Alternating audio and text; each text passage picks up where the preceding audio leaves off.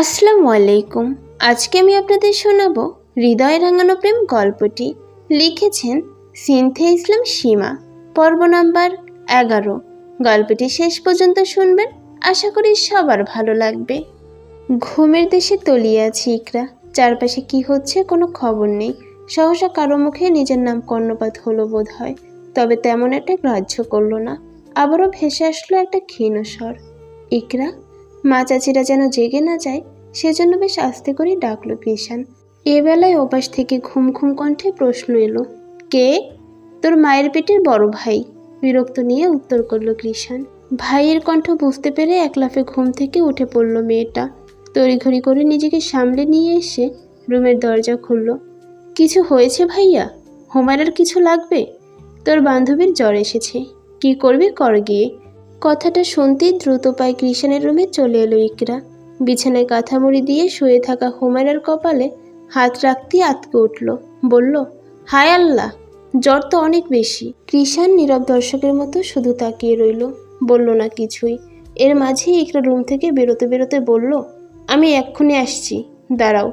হুমায়রার মুখোমুখি হয়ে খাটের অপর পাশে বসল কৃষাণ। তাকালো স্ত্রীর জ্বরাক্রান্ত মুখপানে। চেহারায় কেমন জানি মলিন ভাব ফুটে উঠেছে, ঠোঁট দুটো শুকিয়ে একেবারে কাঠ। মেয়েটার ক্লান্ত মুখশ্রীর দিকে তাকিয়ে ভিতরে এক অদৃশ্য সত্তা বলে উঠল, তোর সেবা করতে করতেই মেয়েটা নিজে অসুস্থ হয়ে পড়েছে, আর পরিবর্তে তুই কি না মেয়েটাকে পুনরায় আঘাত করলি। সেই সত্তার কাবুতে এলো না কঠোর মানব, উল্টো প্রখর বিরোধিতা করে বলল, আমি তো বলিনি সেবা করার জন্য। এই মেয়ে নিজেই নিজের দুঃখ টেনে এনেছে। আমি বলেছিলাম আমার থেকে দূরত্ব বজায় রাখতে। কথা না শুনলে তো আঘাত পাবেই। একজন মানুষ অসুস্থ হলে বুঝি চুপচাপ বসে থাকা যায়? তাহলে তুই কেন পারলি না মেয়েটাকে অসুস্থ দেখার পরও ঘুমিয়ে পড়তে? নিজের ব্যাপারে অভিজ্ঞতা নেই বলেই তো ঠিকই বোনকে ঘুম থেকে উঠিয়ে আনলি। তার মন মস্তিষ্কের এমন অদৃশ্য যুদ্ধের মধ্যেই ফিরে এলো ইকরা। বাটিতে করে একটা রুমাল ভিজিয়ে এনেছে সে। হুমায়রার শিউরে বসে জলপট্টি দেওয়ার জন্য আগে মেয়েটার হিজাবটা আলগা করে কপাল থেকে সরালো। উত্তপ্ত কপালে ঠান্ডা কিছু স্পর্শ পেতেই কেঁপে উঠল হুমায়রা। সেদিকে তাকিয়ে কৃষাণ প্রশ্ন ছুড়ল, রাতের খাবার খেয়েছিল তোর বান্ধবী? আমাকে বলেছিল শরীরটা কেমন যেন করছে আর মাথা ব্যথা করছে, আমি নাপা খাইয়ে দিয়েছিলাম। ও, আজকে না হয় আমি এ রুমে থেকে যাই? তুমি? দরকার নেই, আপাতত কাপড়টা শুকোলে ভিজে দিলেই তো হবে নাকি। কথা সম্পূর্ণ হওয়ার আগেই তাকে থামিয়ে বলে উঠল কৃষাণ। ভাইয়ের কথায় ইকরা ছোট্ট করে উত্তর দিল, তাহলে তুই এখন যা, আমি অন্য রুমে যেতে পারবো না। কথা বাড়ালো না ইকরা। এক পলক হুমারের দিক তাকিয়ে অনিচ্ছা সত্ত্বেও রুম ত্যাগ করলো। দরজা লক করে আবারও এসে আগের স্থানে বসল কৃষাণ। কিছুক্ষণের মধ্যেই আবারও জলপট্টি শুকিয়ে গেল হুমায়রার। শিউরে এসে বসলো মানুষটা। পুনরায় তা সিক্ত করে দিয়ে দিল ঘুমন্ত রমণীর ললাটে। এ ঘটনা যদি কোনো মতে তার বন্ধুরা দেখতে পেত, তাহলে আশ্চর্যের সপ্তম আকাশে উঠে বলতো, যে হাতে সিগারেট আর মদের বোতল ছাড়া অন্য কিছু ঠাঁই মিলে না, আজ সে হাতেই কাউকে জলপট্টি দিচ্ছে স্বয়ং কৃষাণ মির্জা, তাও কি না একটা মেয়েকে। কাজ শেষ করে এক কোণায় শুয়ে পড়ল কৃষাণ। এতদিন হুমায়রা যেভাবে এক কোণায় গুটিসুটি মেরে ঘুমতো, ঠিক সেভাবেই যেন হুমায়রার শরীরে শরীর না লাগতে পারে। একেবারে কোণায় শুয়ে থাকার পরেও হুমায়রা মাঝ বরাবর থাকায় খুব বেশি দূরত্ব নেই তাদের মধ্যে। পকেট থেকে মোবাইল বের করে উল্টো ঘুরে তা স্ক্রল করতে লাগলো কৃষাণ। ফাঁকে ফাঁকে সতর্ক চোখ দুটো দেখলো পাশে থাকা রমণীকে। ভেতরের শীতলতায় ঘুমের মধ্যেই ক্ষণে ক্ষণে কেঁপে উঠছে হুমায়রা। সময়ের সাথে সাথে সেই কাঁপুনি আরো প্রখর হলো। ঠান্ডায় হাত পা একেবারে গুটিয়ে নিয়েছে, এতে উষ্ণতা পাচ্ছে না মেয়েটা। সহসা পাশে উপলব্ধি করলো একটা উষ্ণ কিছুর। কোনো কিছু না ভেবেই হাত বাড়িয়ে আঁকড়ে ধরল তা। ফোন ঘাটার মাঝেই পেটের মধ্যে একটা উত্তপ্ত নরম হাতের স্পর্শ পেয়ে থমকে গেল কৃষাণের পুরুষ সত্তা। হুমায়রার কম্পনের শরীর তাকে আষ্টে পিষ্টে ধরতে হাত থেকে ফসকে পড়ে গেল মোবাইলটা। নির্জন রাতে পুরো ফ্লোরে ছনছন শব্দের উত্তোলন হলো। সেই সাথে কিছু একটা আছড়ে পড়ল কৃষাণের হৃৎকোটরে। এক অজানা অনুভূতি জোয়ারে শিহরিত হলো প্রতিটা শিরা উপশিরা। এই প্রথম কোনো নারীর এতটা কাছাকাছিতে বড্ড অশান্ত হলো মস্তিষ্ক। গলা শুকিয়ে কাঠ, একটা শুষ্ক ঢোক গিলল ছেলেটা। বহু কষ্টে ঘাড় ঘুরিয়ে তাকালো স্ত্রী নামক নারীটির পানে। ঠান্ডায় তিরতির করে কাঁপছে হুমায়রার টিউলিপের পাপড়ির ন্যায় গোলাপি অধর যুগল। সেদিকে তাকিয়ে প্রকাণ্ড ঝড় উঠল ছেলেটার মনে। মস্তিষ্ক অচল হলো অগণিত নিষিদ্ধ বার্তায়। সামনে থাকা মায়াবী রমণীটিকে এবেলায় কোনো প্রাণঘাতীর চেয়ে কম মনে হলো না তার কাছে। সাথে সাথেই হুমায়রাকে নিজের কাছ থেকে ছাড়িয়ে উঠে পড়ল সে। আলমারি থেকে কমফোর্ট বের করে জড়িয়ে দিল মেয়েটার শরীরে। কাঁপুনি কমতে লাগলো অমনি। স্বস্তির নিঃশ্বাস ফেলল কৃষাণ। পরপর ঘেমে ওঠা শরীর নিয়ে বারান্দার দিকে হাঁটা দিল। ঠোঁটের ভাঁজে সিগারেট ধরিয়ে লাইটার জ্বালিয়ে দিল সিগারেটের মাথায়। অতঃপর সকল নামহীন অনুভূতি উড়ে গেল নিকোটিনের ধোঁয়ায়। সেদিকে তাকিয়ে কৃষাণ বিড়বিড় করে বলল, নারীর স্পর্শ বড্ড ভয়ানক। এই মেয়েকে দূরে রাখতে চাইছি, অথচ এ কিনা আমার অস্তিত্বকে নিয়ন্ত্রণহীন করে ছাড়ছে। এর মাঝে ভেতর থেকে সিগারেটের গন্ধে কেসে উঠল হুমায়রা। দীর্ঘশ্বাস ফেলল ছেলেটা। আধ খাওয়া সিগারেটটা গ্রিলের ফাঁক দিয়ে ফেলে দিল। বলল, শুধুই কি আর বলি, নারী জাতি মানেই প্যারা। সকালে ঘুম থেকে উঠে কৃষাণকে বিছানায় পেল না হুমায়রা। চোখজোড়া পুরো ঘর খুঁজল মানুষটাকে। না, কোথাও তার অস্তিত্ব নেই।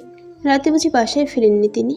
সারা রাত কি বাইরেই কাটিয়েছেন? সকাল সকাল চেহারায় অন্ধকার নেমে এলো মেয়েটার। বিছানায় ভর দিয়ে শুয়ে থেকে উঠে বসল সে। ফ্লোরে পা ফেলতে যাবে, এর আগেই করিডোর থেকে ভেসে আসলো কাঙ্ক্ষিত ব্যক্তির অনাকাঙ্ক্ষিত স্বর। কোথায় যাচ্ছিস? ভরকে গেল হুমায়রা। অবাক দৃষ্টিতে চাইল করিডোরে দাঁড়িয়ে আকাশের দিক তাকিয়ে থাকা মানবের পানে। বলল, আপনি ওখানে কেন? যেভাবে পুরো বিছানা জুড়ে ঘুমিয়েছিস, আর একজন ঘরে থাকার কোনো অপশন ছিল কি? ডাকলেই হতো। শুধু ডাকিনি, থাপ্পড়ও মেরেছিলাম, কাজ হয়নি। চোখ বড় বড় হয়ে গেল মেয়েটার। তার ঘুম তো এতটাও গাঢ় নয়। গতকাল শরীরটা অতিরিক্ত খারাপ লাগছিল, যার দরুন এত কিছু তার মাথায় ছিল না। মাঝখানে শুয়ে পড়েছে, কিন্তু তাই বলে থাপ্পড় খেয়েও সজাগ পাবে না। এখন কোথায় যাবি? তাড়াতাড়ি যা, আমি ঘুমাবো। কৃষাণের কণ্ঠে সম্বিত ফিরল হুমায়রার। হন্তদন্ত হয়ে বলল, জি, আপনি ঘুমান, আমি নামাজ পড়তে যাচ্ছি। বিছানা ছেড়ে অষ্টমে ঢুকে পড়ল সে। সাথে সাথেই বিছানায় গায়ে লিয়ে দিল কৃষাণ। চোখে এসে ভিড় করল রাজ্যের ঘুম। শীতের রিক্ততা কাটিয়ে ধরণীতে আগমন ঘটেছে বসন্তের। নিজের অমায়িক সৌন্দর্য দিয়ে প্রকৃতিকে নতুন সাজে সাজিয়ে তুলেছে ঋতুরাজ। গাছে গাছে গজে উঠেছে নতুন পন্তর। ক্ষণে ক্ষণে সকলের স্নিগ্ধ হাওয়ায় দুল খেয়ে নিজেদের অস্তিত্বের জানান দিচ্ছে তারা। ছাদে দাঁড়িয়ে সেই দৃশ্য মুগ্ধ দৃষ্টিতে দেখছে হুমায়রা ও ইকরা। হুমায়রার শরীরের তাপমাত্রা এখন প্রায় পুরোপুরি নিয়ন্ত্রণে। ইকরা এতক্ষণ গত রাতের সব ঘটনা খুলে বলেছে তাকে। সব শুনে হুমায়রা টাসকি খেয়ে আছে। কই, সে তো কিছু টের পায়নি, শুধু একটু ঠান্ডা অনুভব করেছিল রাতে, এটুকুই মনে আছে। আর সকালে উঠেও চোখের সামনে পানি, জলপট্টি কিছুই দেখল না। দেখবে কিভাবে? এর আগে তো সব সরিয়ে ফেলেছে কৃষাণ, যার দরুন কিছুই বুঝতে পারেনি সে। সবশেষে ইকরা বলল যে তার নাকি মনে হচ্ছে কৃষাণ হুমায়রার প্রতি দুর্বল হচ্ছে। কথাটাই কেবল একটি মুচকি হেসে উপহার দিল হুমায়রা। এরপর দুজনেই চুপচাপ সামনের গাছপালার দিকে তাকিয়ে আছে। আমার মনে হয় এখন থেকেই ভাইয়াকে সব খারাপ কাজে বাধা দেওয়া উচিত তোর। এভাবে প্রতিবাদ করলে ধীরে ধীরে দিনের পথে এসে যাবে ভাইয়া। উত্তরে খানিক চুপ রইল হুমায়রা। পরপর শান্ত প্রকৃতির ধ্বনিতে হলো কিছু মনোরম বাক্য। যে রাজ্যের রাজার মনে তার রানীর রাজত্ব নেই, সেই রাজ্যে রানীর কর্তৃত্ব প্রতিষ্ঠা করতে গেলে রাজ্যের ধ্বংস নিশ্চিত। আমি দীর্ঘকাল সংসার করার স্বপ্ন দেখি, অথচ সংসার টিকানোর মূল ভিত্তিটাই ভুলে যাই। নির্দিষ্ট ব্যক্তির মন গহীনে জায়গা না করতে পারলে শত চেষ্টা পরেও সংসার টিকে না। যেদিন আমার হালাল পুরুষের মনে আমার রাজত্ব এসে যাবে, সেদিন তার রাজ্যে তিনি আপন মনেই আমায় হাত তুলে দিবেন। আমি সেদিনেরই অপেক্ষায় আছি। আর আমি জানি আমার রব আমায় নিরাশ করবেন না। আমার চোখের পানির পরিবর্তে তিনি দেরি করে হলেও উত্তম কিছু উপহার দিবেন। তা ঠিক, তবে আমার মনে হচ্ছে ভাইয়ের মনে এখন তোর জন্য একটা সফট কর্নার তৈরি হয়েছে, তাই এখন থেকে প্রতিবাদ করলেও পারিস।